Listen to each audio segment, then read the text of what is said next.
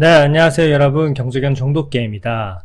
자, 오늘은 기준금리 인하, 요즘 유럽도 그렇고 각국이 기준금리 인하를 하고 있죠. 그래서 기준금리 인하에 대해서 얘기해 볼 텐데요. Let's go!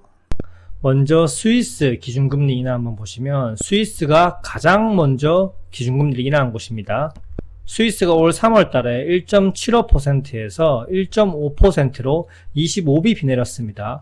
주요 국가들 중에 처음으로 금리 인하를 했고요. 지금은 스위스를 이어서 스위스, 그 다음 스웨덴, 그리고 캐나다, 그리고 유로존 각각 기준금리를 인하했고요. 스위스가 가장 낮습니다. 스위스가 지금 1.5%, 그리고 스웨덴이 3.75%, 그리고 캐나다가 4.75%, 그리고 유로존이 4.25%로 최근에 가장 내렸습니다. 근데 이렇게 보면 스위스가 가장 먼저 금리 인하 스타트를 끊을 수 있었던 배경은 뭘까요? 자, 여기 보시면 스위스 소비자 물가 상승률 추이입니다. 주황색이 여기 유로존을 나타내고 이 파랑색이 스위스를 나타냅니다.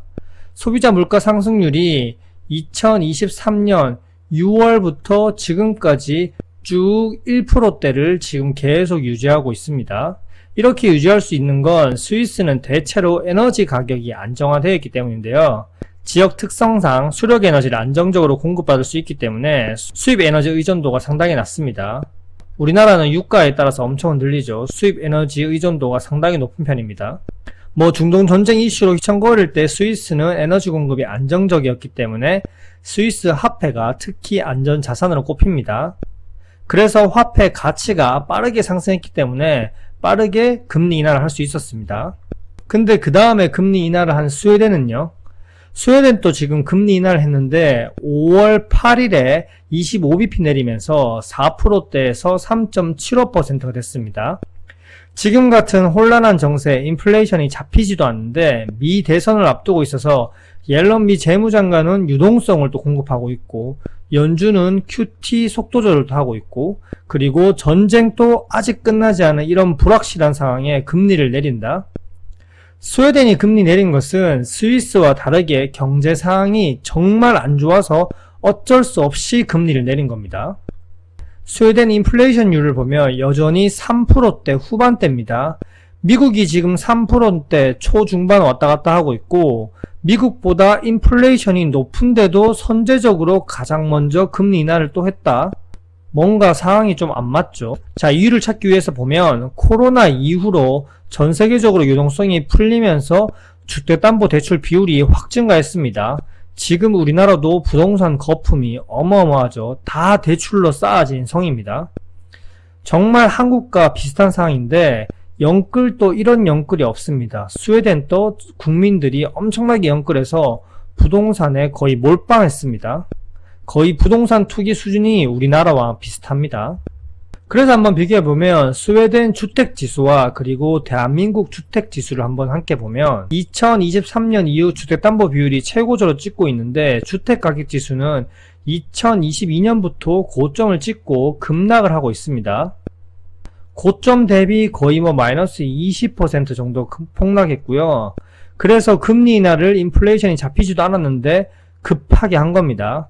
스웨덴은 이미 터질 게 터졌습니다. 뭐가요? 부동산 거품이요. 이걸 한국과 비교해보면 한국은 지금 고점 대비해서 약 한 8% 정도 하락했습니다. 그럼 한국은 지금 괜찮다고 볼 수 있나?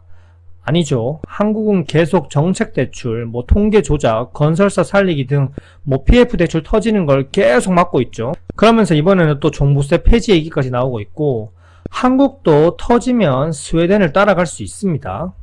자, 한국 GDP와 대한민국 GDP를 또 비교해서 같이 보면 스웨덴은 지금 4분기 연속 마이너스 성장입니다. 이 정도면 거의 경제가 무너졌다고 해도 무방하고요. 한국은 오히려 고환율에 수출로 그리고 건설에 몰빵해주면서 정책 대출로 부동산 2030 세대들에게 영끌시키고 미래 수요도 다 땡겨와서 버티니까 GDP는 성장세로 보이는데요. 하지만 이 GDP 성장률도 대기업들 입장에서 보면 맞는 얘기지만 지금 서민 경제는 개박살이 났습니다. 이러지도 못하고 저러지도 못하고 한국은행은 금리를 10회 이상 지금 연속적으로 동결하고 있죠. 그러면서 환율 역시 잡지 못하고 있고요. 한국도 GDP 상에서는 괜찮은데 실물 경기는 조마조마하고요.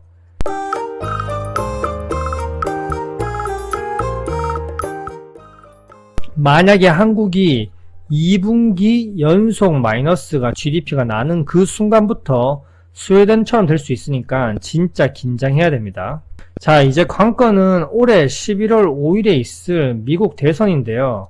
과연 여기서 미국이 제때 금리를 낮추지 않고 오히려 금리 인상을 한다면 선제적으로 금리 인하를 한 스웨덴은 진짜 난리 나고요. 뭐 금리 동결을 10회째 하고 있는 한국도 부동산 가격 하락 방어하려고 이러지도 못하고 저러지도 못하고 있는데 미국이 한 번 더 올리면 한국도 더 이상 올리지 않고는 못 베기겠죠. 근데 뭐 대기업들 먹여 살리려고 또 버틸 수도 있습니다. 무튼 제가 계속 말씀드리는데 관건은 옐런 미 재무장관이 바이든 재선을 위해 열심히 노력하고 있지만 금리 인하가 지금은 쉽지 않아 보이고 설령 한데도 재선을 위한 액션일 뿐입니다. 미국은 지금 금리 인하를 할 이유가 없습니다. 대선 전 9월에 금리 인하 25bp를 하지 않으면 올해 연말에는 할 수 있을지 모르겠고요. 미 대선 후보가 누가 되느냐에 따라서 금리 인하 향방이 달라질 텐데 바이든이 우세하다면 9월에 25bp 인하 액션 한번 할 거고 뭐 한다 해도 그 이후에 계속 고금리 유지하겠죠. 인플레이션이 잡혀서 한 게 아니라 오직 미 대선만을 위한 거니까요. 반면에 트럼프가 우세하다면 대선 이후에 뭐 상황 보고 금리 인하를 할 수 있을 것 같고 대선 전에는 금리 인하를 할 이유가 없습니다. 자, 무튼 스웨덴 주택시장 무너지는 거 보니까 남일 아니죠. 한국도 비슷하게 지금 따라가고 있습니다. 그리고 글로벌 경제 동향도 보면서 항상 트래킹 해야 됩니다. 네, 오늘은 스웨덴 그리고 각국 기준금리 인하에 대해서 좀 살펴봤고 이상입니다. 오늘도 수고하셨습니다. 안녕.